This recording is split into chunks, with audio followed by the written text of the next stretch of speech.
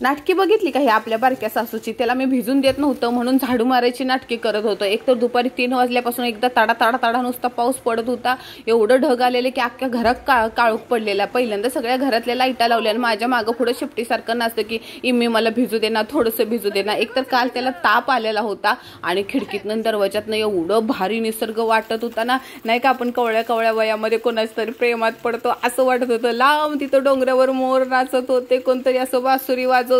लय भारी एकदम रोमॅन्टिक पिक्चर मधलं शाहरुख खान सारखं वाटायला लागलेलं आमचं गाव. अहो रात्री 9 वाजता कुठला पाऊस उघडला, ते पण वीज कडकड करत होत्या. परत दुसऱ्या दिवशी सकाळी जे पावसानं सुरुवात केली, म्हणलं आज पिल्याला पण भिजवायचं ना आपण पण भिजवायचं. भवरा कसा तुडू तुडू उडतो तसा तो सगळ्या अंगणात छत्री घेऊन तुडू तुडू तुडू नुसता वळत होता. अरे त्यात पानं फुलं बिलं सगळी काय भिजलेली. एवढं आम्ही चिखलामध्ये खेळलो, पाण्यामध्ये खेळलो, काय पण म्हणा, गावाची बातच वेगळी आहे.